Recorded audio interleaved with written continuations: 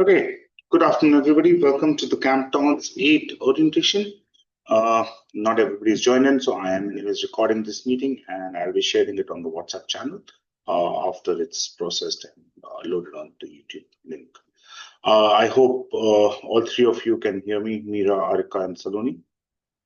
Fonseca is from Inme itself, and Subbu also is from Inme itself, so I hope you can hear me. Yeah, we can hear you. Yeah. Perfect. So the way the orientation is going to run is I'm going to be first talking about a little bit about the company, right? Then I will be sharing my screen. I'll take you through the information docket, which will talk about what happens on Camp Towns. And then I'll share the list of things to carry, goes with the list of things to carry. My only request is to wait for your questions till the end of the orientation. All will be answered mostly in the orientation itself. And after I'm done, I will open the platform for question answers. So first, a little bit about the history of the company. In 1996, the partners who started Inme started a company called Discovery Camps. The whole point was to get children to get into the outdoors, connect with nature, and ground themselves a little bit. You know, they felt that the metro children were not connecting to nature that much. That developed into experiential learning, and then now in the current day and status, it's more about getting life skills, communicating with each other, and living without technology. So it's a technology detox for the children. So Discovery Camp started in 1996. It became I Discover I, and then it became Eureka. There was a split in the partners in 2006, and in 2008, Inme started as a different brand. We were running Inme and Eureka separately in 2019 because we were all friends. We merged as one company, and now Inme and Eureka are one since 2019. How it works is that for the retail program, what we call the retail or the B2C program, which is basically any child from the age group 9 to 17 who can join, depending on summer, winter, October, whichever the season is, where they can go according to their age group. That comes under the Inme brand. Eureka works directly with schools, where a specific grade or mix of grades coming for a shorter duration with a very focused life skills learning. So we have a graded life skills curriculum for the schools. So the schools have interventions which come under the Eureka brand. Just to give a little background about myself, I've been on the camps from 1997 to 2001, myself as a kid. So whatever questions you ask, I'll be answering from the perspective of a child, perspective of a parent, and perspective of an instructor. I'm just going to share my screen and start the information docket. I think that's okay.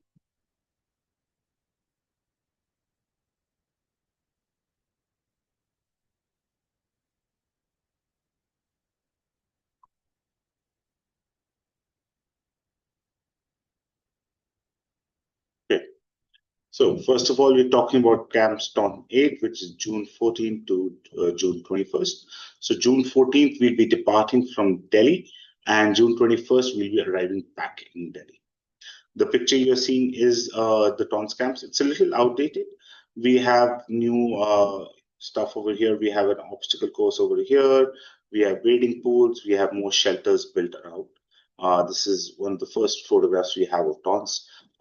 This is the largest campsite we actually have, right? It can hold up to the maximum capacity of TONS and the Kedarkanta, which is on the right-hand side, the small ground you see. It's called the Kedarkanta site.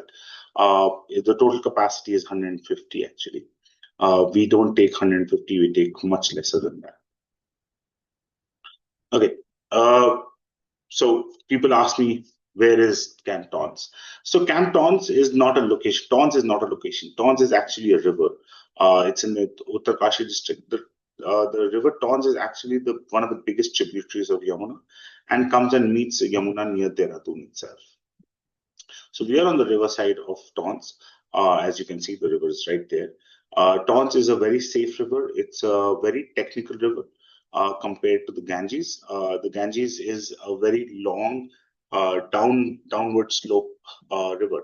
So, it's almost straight. So the speed and everything picks up a lot.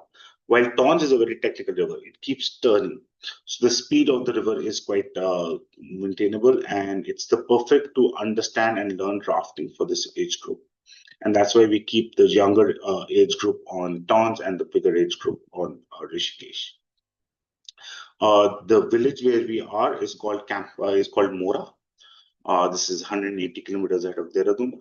You can actually, if you want to search the Google location, if you search for Inme Camp Towns, you'll get the exact location of our campsite. Uh, sorry. Okay. So on Camp Towns, the main activity is river rafting, right? What we are doing is that we combine an activity of river rafting with another activity like backpacking or mountain biking, which you would have chosen already. So the children are going to be doing 3 sessions, actually not 3 days, 3 sessions of river rafting and 3 sessions of biking or backpacking. So how it works is that because this is a smaller group, we're going to be having about 15, 20 children over here. So what we're going to do is they're going to run as one group. So they will all go for rafting together in the first couple of days. And the next couple of days is when they're going to be doing their mountain biking or backpacking. So how it works is first river rafting. Not let me talk about river rafting first. So it's not as if we're going to tell the children to uh, get to the riverside and get onto the raft and start rafting. We want them to understand the activities, right? And we want them to acquire a skill in it. So how it works is that we first introduce them to the different parts of a raft so that they understand how the raft is built, what are the different parts, what happens if there's a leakage, how do you control it, how do you fill the raft, because rafts are inflatable. So how do you fill a raft, and understanding all those things. Then they'll understand how to wear a life jacket properly, helmet, how to make sure your helmet is tight. They'll be introduced to paddles, and then on the beach itself, they will be sitting in the raft and they'll be given instructions so that they start understanding what are the instructions which are given while rafting, and they are able to pick up that skill. The first day will be the first session would be a little relaxed session in the sense that the children will be just understanding the instructions and paddling. My main instructor, rafting guide, will have long paddles, so he'll be in charge of the whole raft. He'll have total control of it. So the children will understand, okay, if you fall off the raft, what are you supposed to do? So understanding how to hold the safety cap, understanding how to hold the raft. They'll go up to grade 1, grade 2 rapid the first day so that they just get an understanding and get the thrill of the rapid. The second session will include a lot more safety features where we will do something called a flip drill. A flip drill is basically we tie the raft to the beach and then we ask them to flip the raft on themselves. The reason is that if the raft flips, theoretically, I can tell you, the raft flips, you're in a life jacket, you won't go down, you'll automatically come up. But what if you come under the raft because the raft is flipped, so the raft is on top of your head, there's an air pocket, take a breathe, relax yourself, get out, get on the side, climb on the raft, and then flip the raft. Right? If you're on the side, just hold on to the rope. Or if you're away from the raft, look for the safety kayak, get onto the safety kayak, make sure your feet are pointing downwards all the time and your head upriver so that you can actually see where you're going and hold the paddle so you can maneuver. So all those things theoretically I can just tell you right now, but when it happens, it's a different experience. So we want them to experience that. So while the raft is tied to the beach and they're in the shallow area, we're going to ask them to flip the raft on themselves and actually get back onto the raft, flip it back up, and then get settled in so that they understand the whole process. So that's one thing which they'll be doing. Other than that, they'll also start understanding how to maneuver through rapids, what are the different kind of instructions and everything they have to maintain. So if they see the raft going to the left, what are the instructions? You make sure that start going to the right. All those things will be done. The third session would be where we are doing more intensive, where the children and the rafting guide, actually from the second session, even the rafting guide won't have long paddles. Everybody will have small paddles. So they'll be paddling a lot more. But in the third session, we'll also give an opportunity for the children to give out the command so that we can see how much they've learned and what's at stake. And they'll go up to grade 3 plus rapid at that time. So the third day is going to be the longest and the most exciting. But the first 2 days are building the skill in the activity, and third session is to just enjoy it. Other than this, the other two activities, mountain biking is all about understanding how to cycle on different types of terrains, how to balance yourself, how to do even bike maintenance, understand gear ratios. Children have to know cycling beforehand. For this, we cannot teach cycling on the camp. So they should have prior cycling knowledge, but the rest we'll be teaching them. They'll understand how the gear works, if the chain breaks or if the tire gets punctured, how do you repair it? Then they'll go on an obstacle course where they'll understand balancing. And then finally, they'll leave the campsite, uh, go on tarmac the first day on rolling hills, come back. The second session would be introducing them to the off-roading. So they'll go into the off-roads. The third session will be mainly off-road and less tarmac. That's how it's going to work. So understanding all those things. Along with this, we teach them a few tricks like wheelies and stoppies. Backpacking is a trekking module where we are, backtracking is the first step into the outdoors. So wherever you go into the outdoors, if you're going on a rock climbing expedition, mountain biking expedition, normal expedition, you have to trek a little bit, right? So you have to in a backpacking expedition, you have to trek a lot. So understanding how trekking works, understanding how do you conserve energy while walking, how to do map reading, how to plan out your expedition, how to pack a rucksack properly, how to ration yourself. So understanding all those things, and we'll first day they'll get an acclimatization. They go for a trek or for a hike, sorry, where they'll understand energy conservation. We'll reach a small open area where they'll pitch tents. They'll understand tent pitching. They'll understand how to build stoves, so that if they need to cook without butane burners, how to do that also. They'll come back to the camp. For the second session, they're actually going to pack up. We'll be giving them a rucksack, different rucksack there. They're going to pack for one night and go away from the campsite. 2 nights, sorry. So they'll go away from the campsite for 2 nights. So for that, they'll first pack their rucksacks, which we would have given new rucksacks over there, so that they can just only carry limited stuff. They're going to go away from Ton's camp, go to point A, pitch tents, cook their own food, stay the night there, and the next day pack up everything and go to point B, and then back to Camp Tons.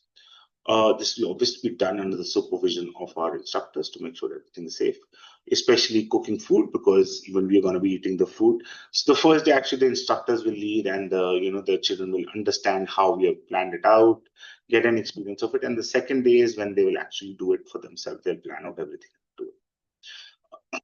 On these 2 nights, when we're away from the campsite, we won't have proper toilets. So it's what we call loo with the view or behind the bush activity. So that's basically going out and doing it. We have allocated areas for girls and allocated areas for boys. But we do carry toilet tents. Toilet tents are long canvas tents, which are popped up on the ground. We take the ground and we do a job and we cover that. We'll be making the children understand how to do that. The first time it will be a little bit uncomfortable, but after that you get used to it, and it's an experience which every child, I feel, must have, because when you're in the outdoors, you need to know how to live in the outdoors, right? You need to be able to cook your own food, pitch your own tents, plan out your expedition, and actually stay in the outdoors. So that's what the 3 activities are going to be about. Other than this, we do have something which we call cool time activities. These happens in the afternoon, because the afternoons are, the peak, the sun is on its peak and it's quite hot. So you want them as much shaded and not doing too much physical activity. So cool time activities are mini activities which happen on the camp, which will include team working, leadership, village visits. So understanding how the village works, how the village children are actually getting educated, what are the challenges they are facing.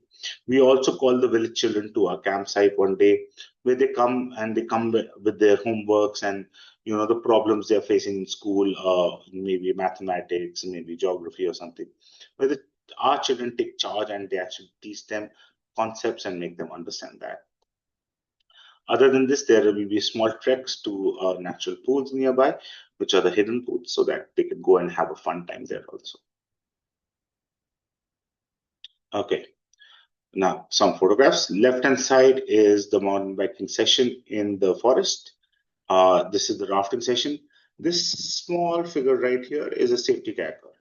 For every 4 rafts, we have a safety kayaker. Safety kayaks can easily maneuver through the rapids, go in and out, and easily catch up with anybody if required. The right-hand side is backpacking. As you can see in the back, they have their rucksacks. They've just finished a night out and they're heading in the morning to the next night out.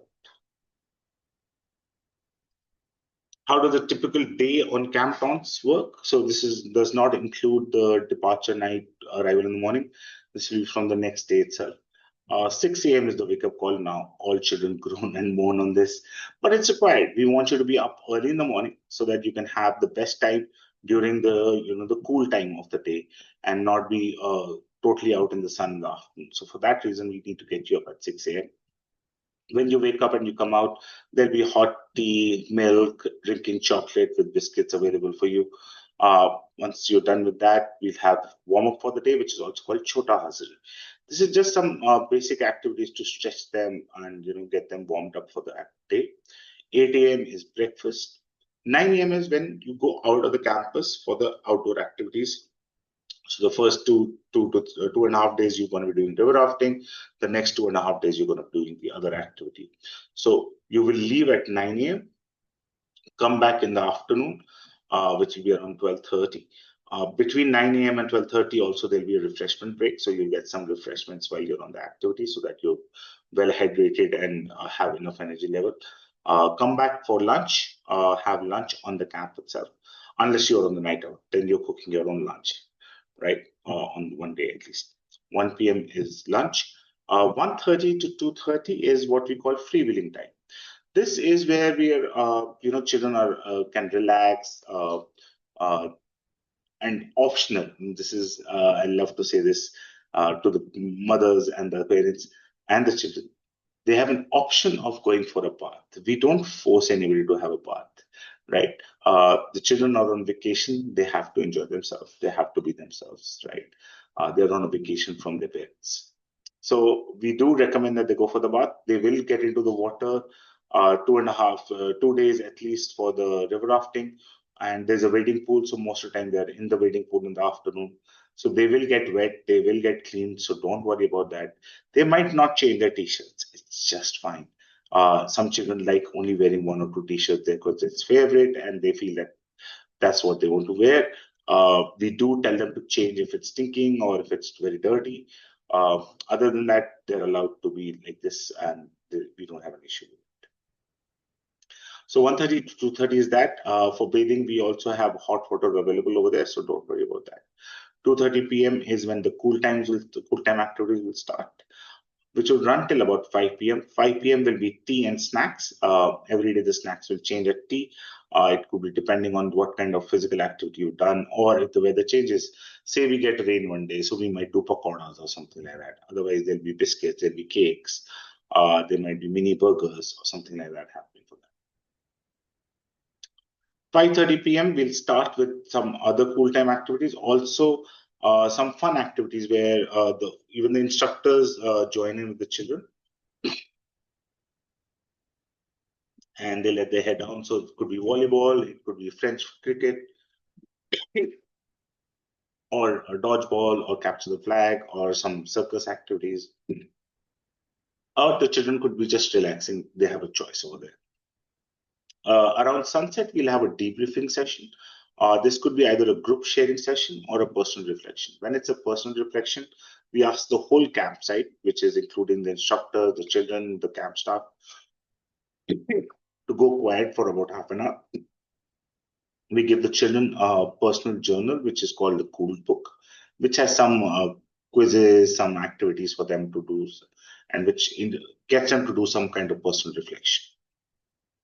7:30 p.m. is soup, 8 p.m. is dinner, 9 p.m. is lights off.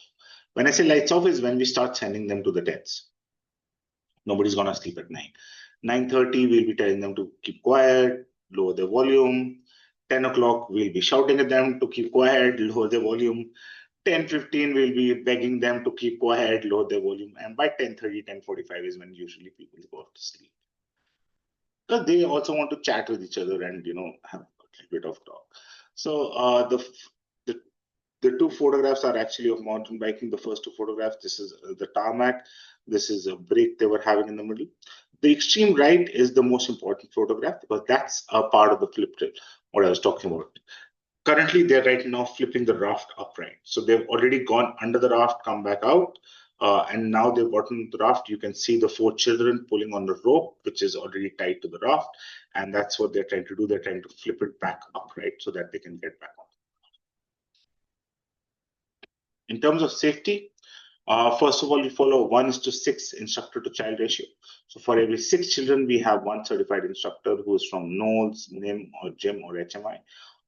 So these are certified mountaineers, but that's not enough to be on our program. For them to be on our program, they go through a strict screening where we judge them on their obviously their activity skills.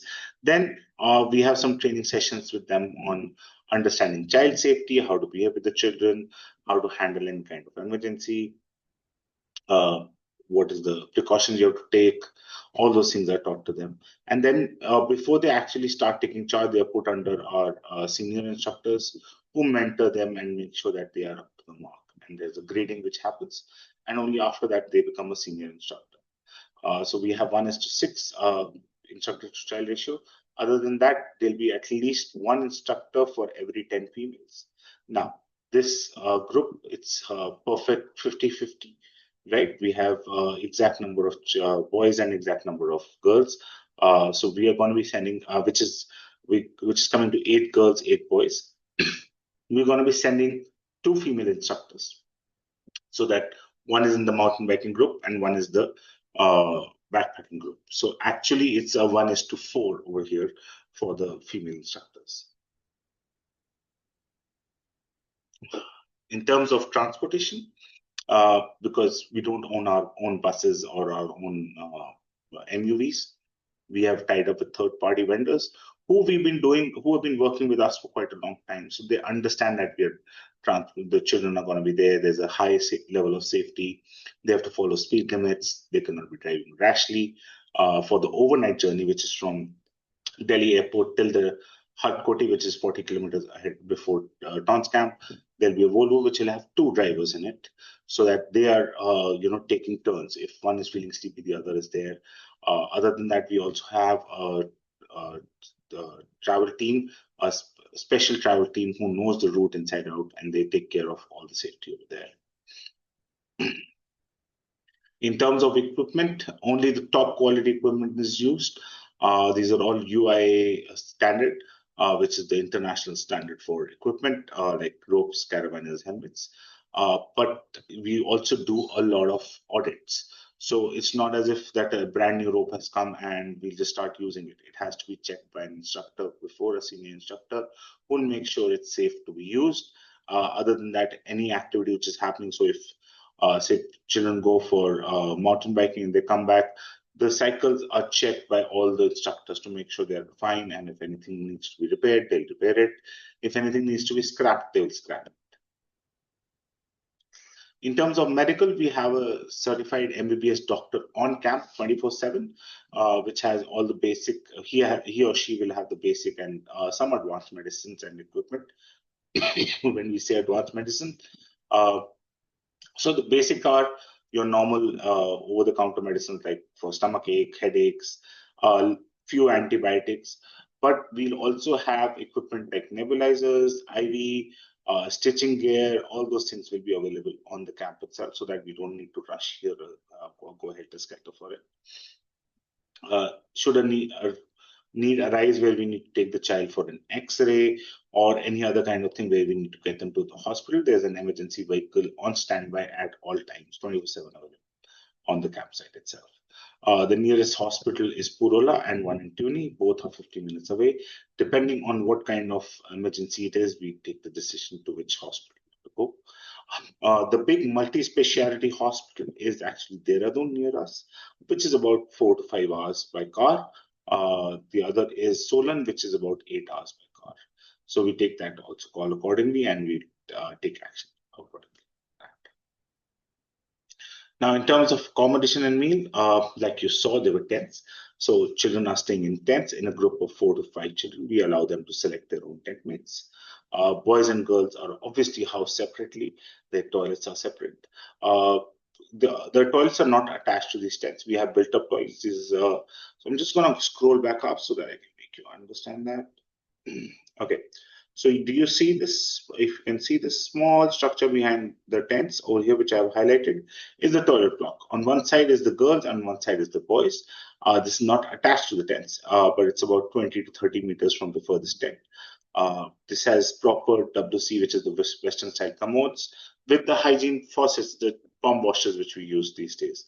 So that is available. Also, hot water is available. It's not running hot water. We have a heating system which is called a hammer, which is like a big tandoor with the copper piping going around it, and you turn on the water from one side, which is the normal cold water which is coming in, and because we have heated this tandoor up, on the other side comes out hot water. That there'll be instructors or camp staff there to ensure all the time for the children's safety, so that they know how to use it and are comfortable with it. The camp also has some interesting features like the bomb shelter. Nothing to do with a real bomb. It's basically we have a sunken pit over there which remains cool throughout the day, so that even if the sun gets really hot, we can be in the bomb shelter and the children can be comfortable. It's like an amphitheater which is underground. It's covered by a thatched roof which comes out on top. Meals. Uh, so our food is, TONS camp food is something which a lot of children come back and tell their mothers that you can't beat the food there. That's also because we get extremely fresh vegetables, extremely fresh ingredients to cook with. We make sure that there's a balanced diet over there where they're having healthy food and also some food which will get them high energy. We start off, like I said, with breakfast, then refreshments in the afternoon, then lunch, then tea, then soup, then dinner. Mainly vegetarian food will be served on this. There will be eggs at breakfast every day. We will be giving 4 to 5 non-vegetarian meals in the evening, which will be at night. But when we're making non-veg or eggs, they're made separately, kept separately, and demarked that this is non-vegetarian, so that the children understand that's a non-vegetarian section, and the vegetarians can avoid that. There are children who come who are Jain foods. That means that they don't have any garlic or onion. We make food different in a separate utensil and serve them separately to them. Please let us know in advance if there's any Jain request. Okay. Now, the travel plan. The departure begins at Terminal 1, not Terminal 2. When we had made this information docket at that time, Terminal 2 was functional. Terminal 2 has going under renovation, so we have shifted to Terminal 1. You will be getting a Google Map location from us 48 hours before, which is basically requesting you to come to Terminal 1. As mostly people are from Delhi and are going to be dropping their children over there directly. When you come to Terminal 1, come to the arrival area. Cross the arrival area, there's a parking lot right there. Park your vehicles over there. Walk back to the arrival gates. We will be between pillar 3 and 4. You will get a Google Map location with the contact number of the person who will be there at the departure point and the arrival point, so that you can coordinate. Departure is at 7 p.m. sharp, so we will be requesting you to be there by 6 p.m. so that 7 p.m. everybody, the attendance is done, the briefings are done, all checks are done, and the children are on the bus and they depart. There will be dinner en route, and there will be if because this is going to be a smaller group, we'll make sure that they reach the campsite for breakfast. The group will on the return will arrive at Delhi airport at 6 a.m. Same location by the way. Journey length, we are covering about 505 kilometers. Journey is actually around 14 hours. Originally, we used to go till last year, we used to go via Dehradun. So we used to go till Vikasnagar near Dehradun. That's where the Volvo or the AC buses would go till. Then we would shift into 27-seater non-AC buses. And it would be an 8-hour journey from there to reach the Tons campsite. Now, we have found the new route with the new road which has been built is via Himachal Pradesh, via Shimla, near the Shimla side. It doesn't go into Shimla, but near Shimla, which passes through Solent. So now the AC buses go up to 40 kilometers before the campsite, which is about 1.5 to 2 hours. So the bus will go up till there. That's where the children will change into smaller MUVs, which are non-AC, and in 1.5 hours they're on the campsite. So, like I said, AC Volvo buses about approximately 15 kilometers before the camp. They're going to change to morning. Now, some important expectations so that we are all on the same page. Please understand that what is allowed, what's not allowed, especially gadgets, as we do not allow any kind of gadgets on the camp. So first of all, this is not a luxury camp or a resort, right? You're gonna be roughing it out a little bit. So like no attached toilets, right? You'll have to make sure that your tent is clean. You will be washing your own dishes when you use plates and spoons or katoris or glasses. You're gonna be using those. You'll be washing those yourself. So understanding that this is not a luxury camp or a resort, please embrace the challenge. This is to make you value what you're going through, what you are getting as with your parents being well off, what you're not going through, and actually understanding what other people have to go through. Communication updates. Parents, you would have received a WhatsApp channel link along with the Zoom link which you got. Make sure you join the WhatsApp channel link. There's a bell icon on the top. Make sure it's not crossed out. Now, whenever you need to find this channel, other than when we have sent an update, you'll see a notification.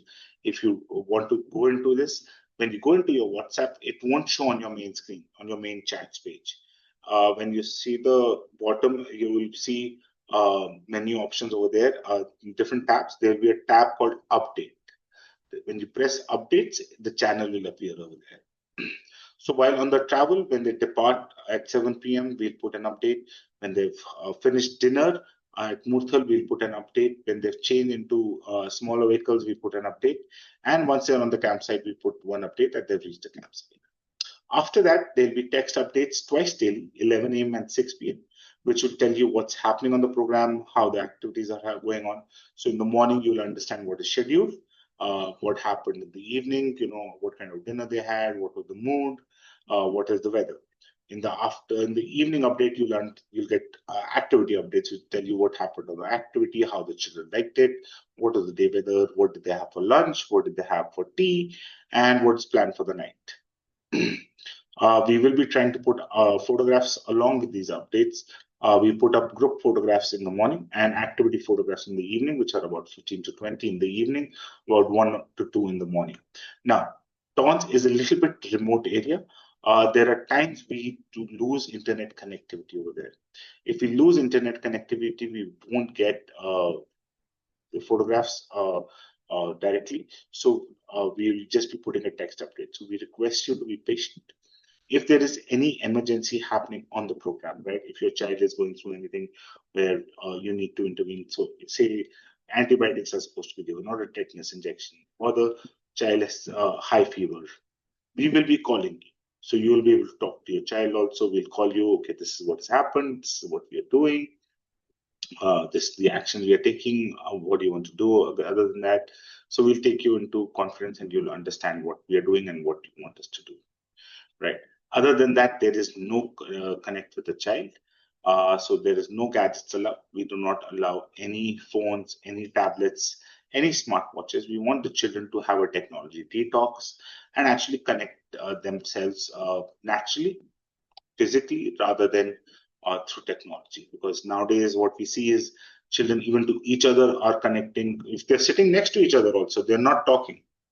They're Snapchatting, they're WhatsApping, they're Instagramming, right? They're not actually talking to each other or showing emotion. So that's what we want to reinculcate.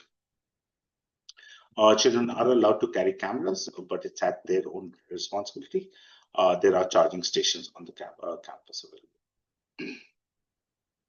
In terms of fitness and preparation, if you're not actively participating in any physical sports, I would recommend doing a little bit of jogging from today itself, so that when you get there, you don't get muscle cramps or muscle pulls.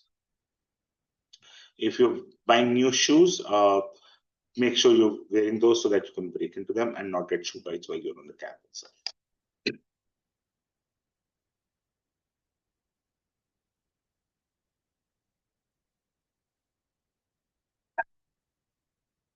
There is zero tolerance for bullying and indiscipline.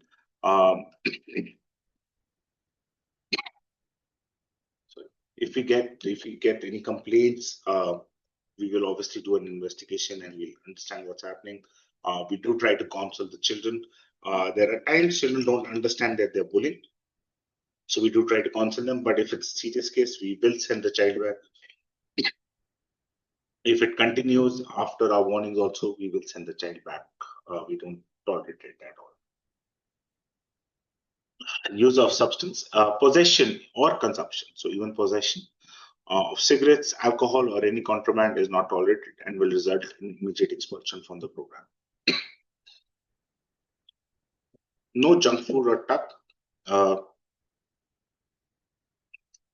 As you heard me that we have an extensive, timings, breakfast, wake up in the morning, tea, milk, drink chocolate with biscuits, breakfast, refreshments in the mid-afternoon, lunch, evening tea, soup, dinner. Other than this, if the children are feeling hungry, they can always come and ask us that they're feeling hungry. We will get them biscuits or something. We don't want them carrying their own tuck like chips or anything. I've seen parents sending a lot of tuck. So there are multiple reasons. One, they will eat the wrong stuff, not get energy. Second, they will hide it in their tents and eat over there, which will attract different kind of things. It'll start with ants, go up to rats, go into cats, dogs, everything. All kinds of animals will start coming into their tent. So please do not send it. Other than that, it's just bad for them. We're going to make sure that they're having fun and good food. It won't be a boring, normal dal chawal every day. There will be different things. There'll be Chinese, there'll be pasta. So we will keep changing the menu accordingly and also making sure it's interesting and fun. We ourselves are big foodies, so we understand that totally. Pocket money. We take care of all incidents during travel, any kind of medical emergency. You do not need to send any money with the children.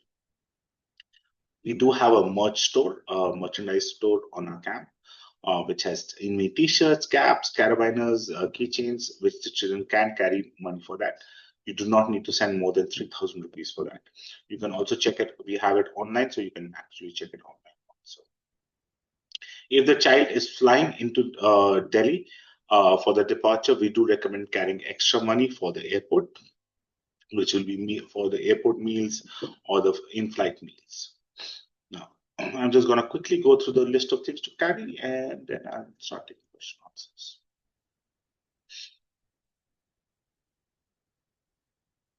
Okay, so the packing list for TONs. Currently, the TONs temperature is reaching around 35, 36 degrees in the daytime. It did touch 38 degrees one day, but that was only one day. Otherwise, it's been 35, 36 degrees. At night, it is touching around 19 to 20 degrees right now. It does get a little bit chilly in the evening, so you will need to carry a warm there for sure. And if it rains, it will drop down to 15 degrees. So first, basic apparel, 8 t-shirts, out of which 4 should be quick dry for your water activities and in dark colors. 4 pair of shorts. When I say 4 pair of shorts, 4 shorts, out of which 2 should be quick dry. 1 sweatshirt, which should be full sleeves and warm. If it's a hoodie, perfect, so that you can cover your ears and cover your head. 3 track pants. Your mountain biking and backpacking activity will only happen in track pants. No shorts, no jeans, no pants. Right, so you need to carry track pants for that. 8 pairs of socks, 1 towel quick dry, 1 cap or a sunshade. Undergarments for 7 days, you know how much you need. Carry a little bit extra just in case you need them, but you know exactly how much you will need. 2 pair of night clothes, 2 warm jackets, so that if one gets wet by mistake or when you're on the night out it gets wet, at least you have one at which will be warm and dry. So 2 warm jackets, 1 poncho raincoat. Now, if your warm jacket is a little bit long and is waterproof, and you're getting track pants which are synthetic or waterproof, then you do not need to carry the poncho or raincoat. Footwear. 1 pair of comfortable rubber sole shoes. You do not need ankle high shoes even for backpacking. If you have ankle high shoes, please do bring them for the backpacking activity because they're more comfortable. But otherwise, your normal sports shoes are just fine. You do not need to worry too much. right? We're not going for an extensive trek. We're going for basic treks.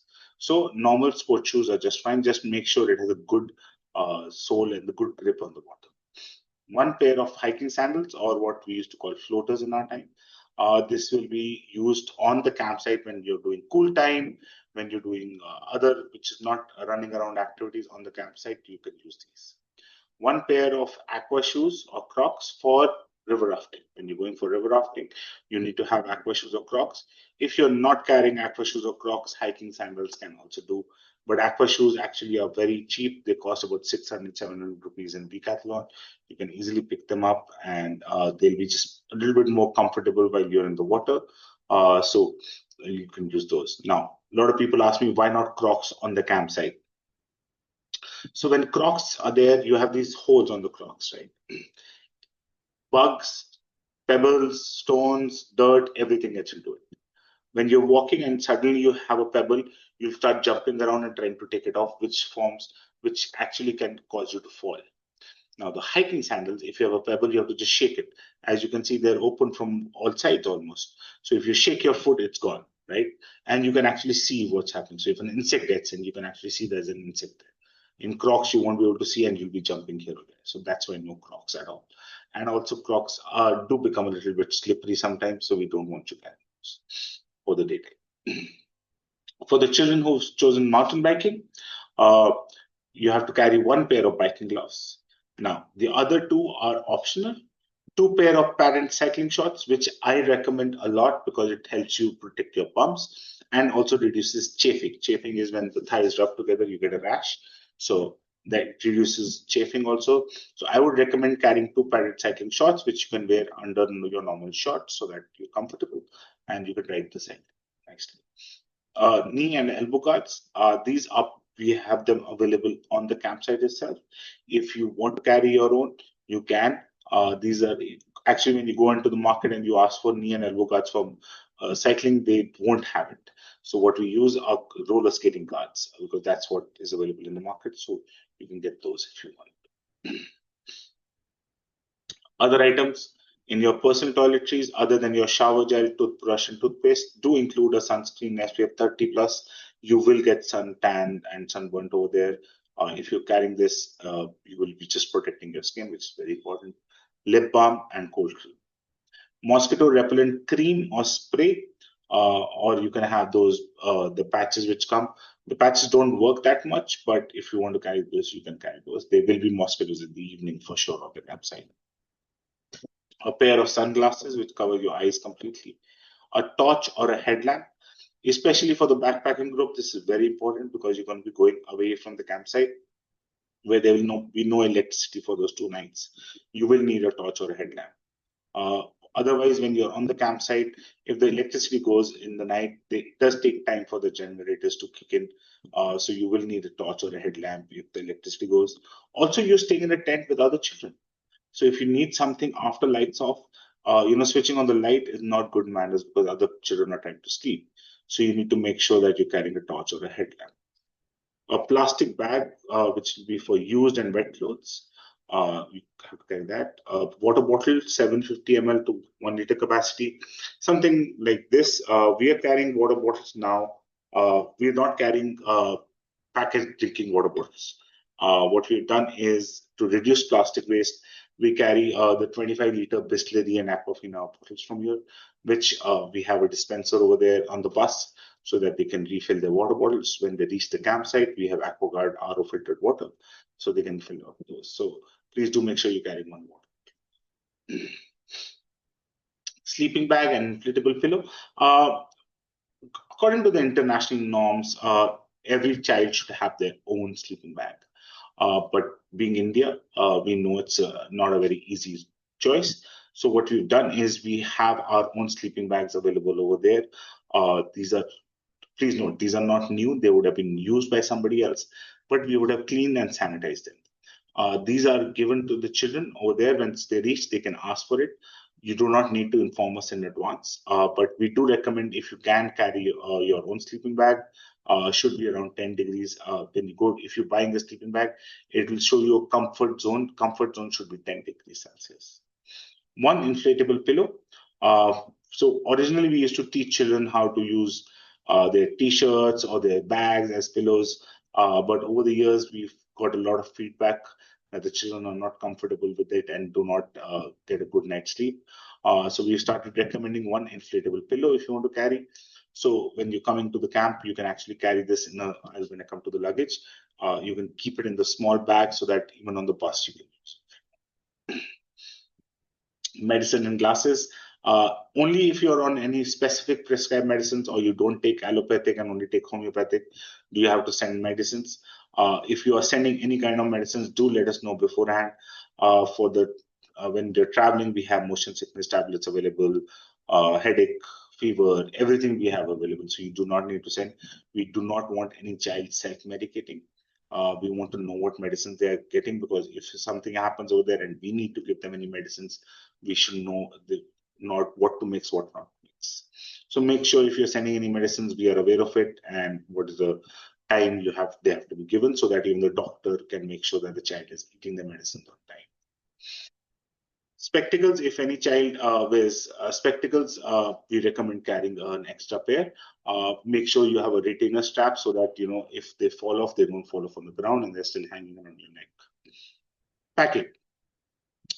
Two bags is what children have to carry. One is a small backpack or a day pack, which can be around 25 to 30 liters, which when you're going on the bus, you keep on the top. So you keep your water bottle there, you keep your tub there, you keep a warm jacket over there so that if you feel cold in the night, you keep your inflatable pillow there. When you reach the camp, once you've put everything in the tent, this bag can be used for your day trips. You can carry your water bottle, cap, sunglasses, all those things in this, right? Uh, Other than that, your big bag, which will be a rucksack or a duffel bag, will stay in the tent and will remain in the tent for the 7 days you're there. The rucksack should be around 60 to 70 liters. We do not want you carrying any kind of suitcases or hard luggage. It's very difficult. The TONS camp, you have to travel around 300 meters, which is downhill, then across a bridge, then an off path. You cannot drag a suitcase over there or a trolley.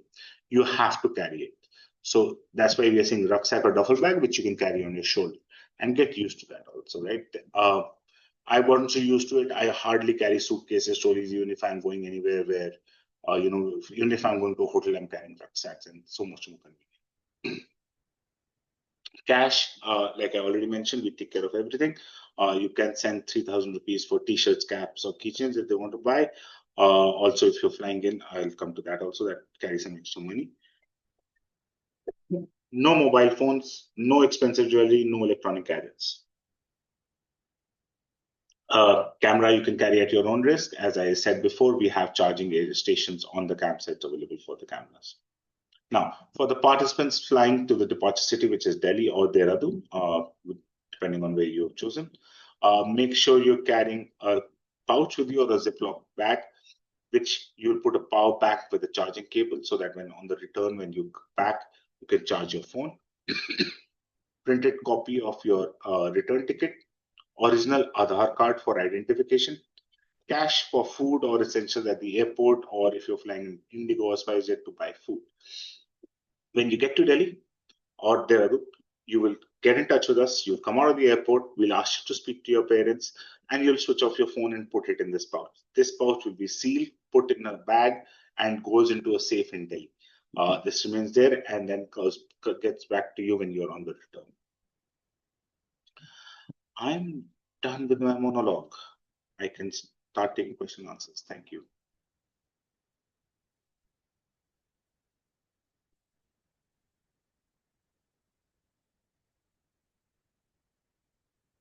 If there are any questions, you can either use the react button and raise hand like this, or right now, as there are less number of people here, you can just unmute and start asking the question.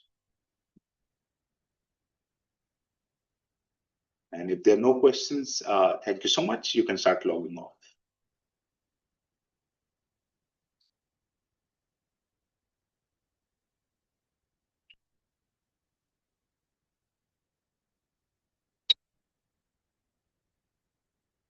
Okay, I think there are no questions. Thank you, everybody, for joining. I will stop recording.